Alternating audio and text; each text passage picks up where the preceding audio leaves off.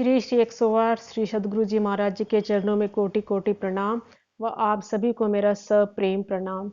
भाइयों और बहनों, अक्सर हम जीवन की आपाधापी में भूल जाते हैं कि हमारा मनुष्य जीवन जो हमको मिला है, ये मिला किस काम करने के लिए था, क्या काम करने के लिए मिला था और हम वास्तव में कर क्या रहे हैं और जो कुछ भी कर रहे हैं इसका क्या परिणाम होने वाला है, ये बात हम भूल जाते हैं।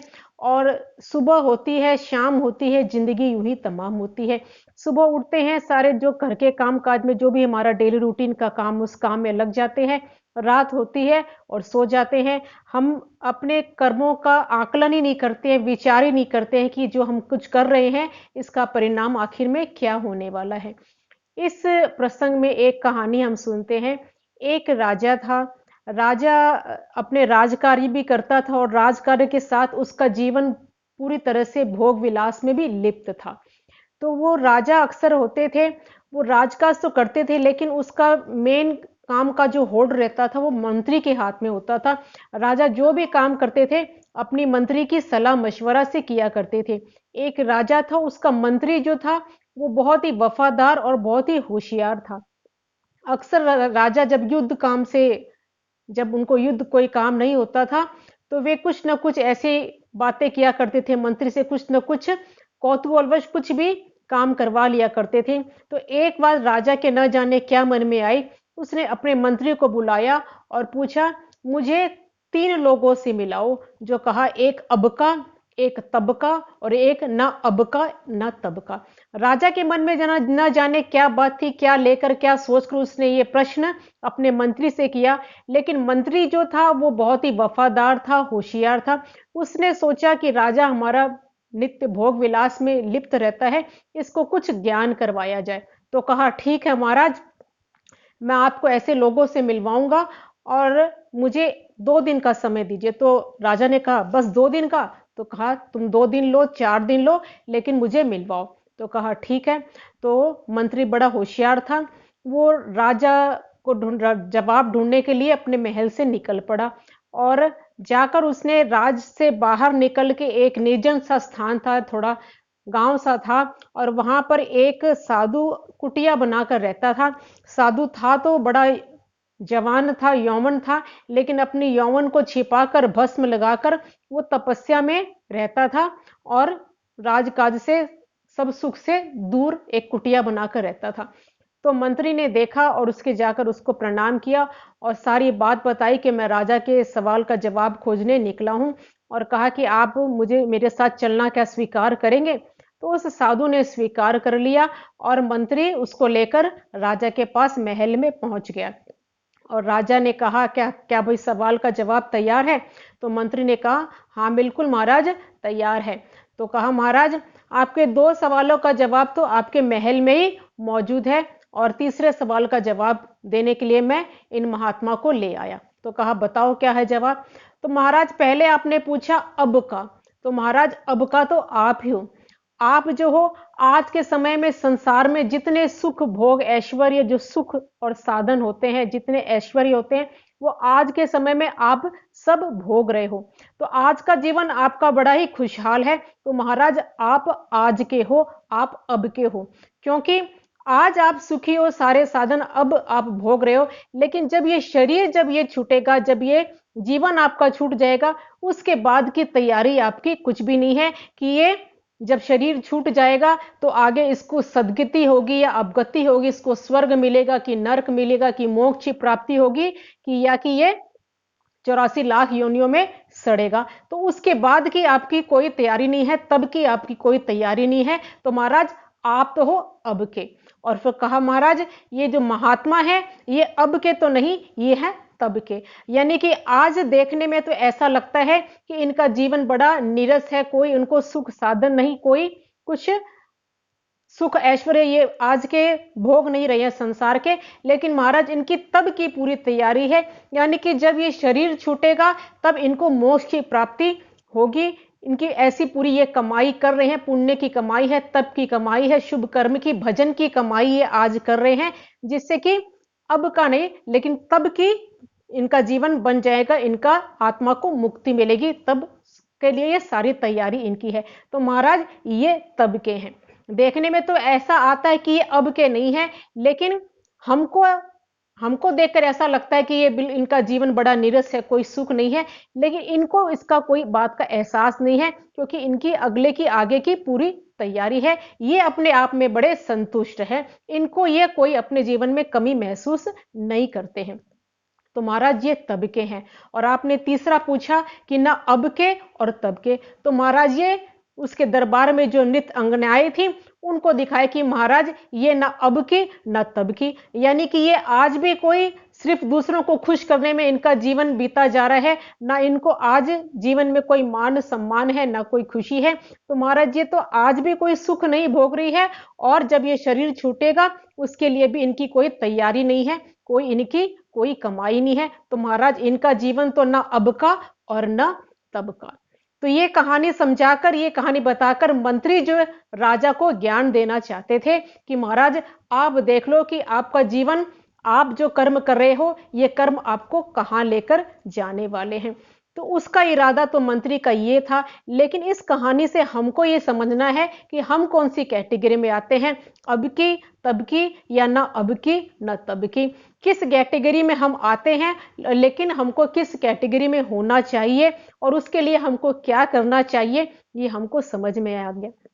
लेकिन कुछ ऐसे भी हैं, वो सोचते हैं कि भाई ये जीवन मिला है तो यहाँ के भी सुख भोगे और आगे भी। तो इसके लिए भी रास्ता बताते हैं हमारे प्राणनाथ जी महाराज कि इत भी धन धन और उत भी धन धन, यानी कि जीते जी भी सुख, और जब ये शरीर छूटेगा तो भी हमारी सुख ही सुख है, हमको मोक्ष की प्राप्ति होगी, अखंड सुख की प्राप्ति होगी। इत भी धन धन उत भी धन धन। तो क्या करना है, नहीं हमको कोई घर छोड़कर कोई हमको तपस्या करने जाना है, क्या करना है, सिर्फ काम करते रहो, नाम जपते रहो, शुभ कर्म करें और प्रभु का भजन करें।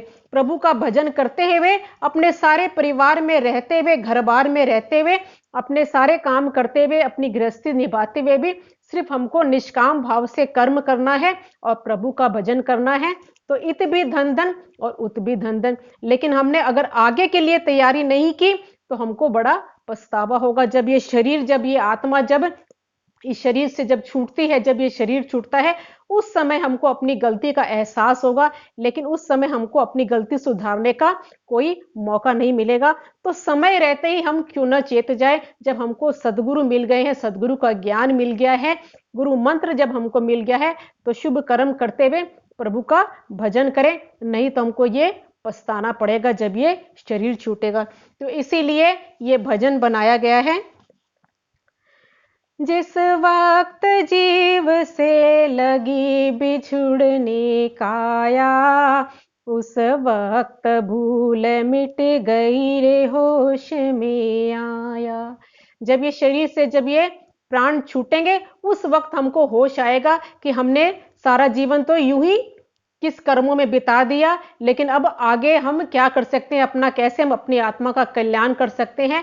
उस समय होश आता है, लेकिन उस समय हमारे पास कोई उपाय नहीं रहता अपनी गलती से छूटने का, गलती को बचाने का। मैंने क्या खबर थी एक दिन ऐसी होनी होगी, मैं 5 विषयों में ठगा वासना भोगी। मैं ब्रह्मचारी सन्यासी हुआ ना योगी, रहा पत्नी के सुख भोग विषयों में सोगी। मैंने जन्म मरण का भारी बोझ उठाया, उस वक्त भूल मिट गई रे होश में आया। नहीं सतगुरु के उपदेश सुने ना नीति। आजकल ज्ञान की कोई कमी नहीं है, इतनी ही किताबें हैं, इतना ही व्हाट्सएप पर भी ज्ञान ले लो, लेकिन हम इस पर ध्यान नहीं देते हैं, गुरु के उपदेश पर हम ध्यान नहीं देते हैं, और अपना जीवन यूं ही, सुबह होती है, शाम होती है, जिंदगी यूं ही तमाम होती है। आज करेंगे, कल करेंगे भजन, आज कल पर करते करते सारा जीवन यूं ही निकल जाता है। नहीं सतगुरु के उपदेश सुने ना नीति, नहीं धर्म ध्यान में कभी लगाई प्रीति। नहीं भव सागर तरने की पाई रीति, रहा पक्षपात जड़ पूजत आयु बीती। नहीं मुक्ति पाने का मार्ग पाया, उस वक्त भूल मिट गई रे होश में आया। जिस वक्त जीव से लगी बिछुड़ने काया, उस वक्त भूल मिट गई रे होश में आया। मैंने अपने हित के लिए सुनी ना गीता, ना इष्ट किया ना कपटी मन को जीता। यूं ही खान पान रस भोगों में दिन बीता, अब पिछली पूंजी खोए चला मैं रीता। पिछली पूंजी यानी कि पिछले जन्मों में जो शुभ कर्म करके, जो पुण्य कर्म करके आए थे, उसके कारण हमको ये मानव तन मिला था। लेकिन अब ये श्रेष्ठ मानव तन पाकर हमने क्या कमाई करी है जिससे कि हमारे आगे का जीवन सुधरे। कुछ कमाई नहीं करी, और पिछली जो कमाई लेकर आए थे वो तो ये यहाँ पर सारी खो दी, और आगे के लिए कुछ कमाई नहीं करी। ऐसा हो जाएगा तो हमको बड़ा आगे पछताना पड़ेगा। अब पिछली पूंजी खोए चला मैं रीता, आगे की खातिर कुछ भी नहीं कमाया, उस वक्त भूल मिट गई रे होश में आया। जिस वक्त जीव से लगी बिछुड़ने काया, उस वक्त भूल मिट गई रे होश में आया। और जब प्राण निकलने लग जाते हैं उस समय ये मन क्या सोचता है कि मैं पापी मूर्ख अब क्या जतन बनाऊं, क्या मंत्र जपूं, क्या स्वयं का ध्यान लगाऊं, क्या दान करूं रे क्या समताशील निभाऊं, अब अंत समय में कहाँ जवानी पाऊं। जब हमारे पास समय रहता है, जवानी जब हमारे तन में बल रहता है, बल रहता है, उस समय तो हम सोचते हैं कि भक्ति जो बुढ़ापे में आकर करेंगे। लेकिन जैसे हर एक काम जवानी में अच्छा होता है, वैसे ही भक्ति भी जवानी में अच्छी होती है। जब ये तन से बल निकल जाएगा, जब तन से शक्ति जब क्षीण हो जाएगी, तब क्या सेवा करेंगे? तब तो हमारा अपने शरीर का, अपनी बीमारी का रोना रह जाएगा। तो जब समय रहता है, जब हमारे पर, हमारे बल में, हमारे तन में, हमारे मन में जब बल रहता है, असल में समय भक्ति का वही श्रेष्ठ होता है। तो हमें तो अभी कहानी के माध्यम से हमने सुना कि हमें तो कुछ करना नहीं है, कहीं जाना नहीं है, सब कुछ अपने संसार के कार्य करते ही गुरुजी ने बड़ा सरल हमको साधन बता दिया है कि काम करते रहो, नाम जपते रहो, प्रेम और सेवा से अपना समय निकालते चले, नहीं तो हमें पछताना पड़ेगा। क्या दान करूं, क्या समताशील निभाऊं, अब अंत समय में कहाँ जवानी पाऊं। कहे शीश राम बिन भजन जीव पछताया, उस वक्त भूल मिट गई रे होश में आया। जिस वक्त जीव से लगी बिछुड़ने काया, उस वक्त भूल मिट गई रे होश में आया। उस वक्त तो होश में आ जाएंगे, लेकिन अपनी गलती सुधारने का कोई मौका हमको मिलेगा नहीं। इसलिए समय रहते ही अपने आप को संभाल ले, अपने कर्मों को संभाल ले, कुछ ऐसी भजन की कमाई करें जिससे कि हमारा आगे का जीवन सुधर जाए। बोले श्री प्राणनाथ प्यारे की जय। सद्गुरु महाराज।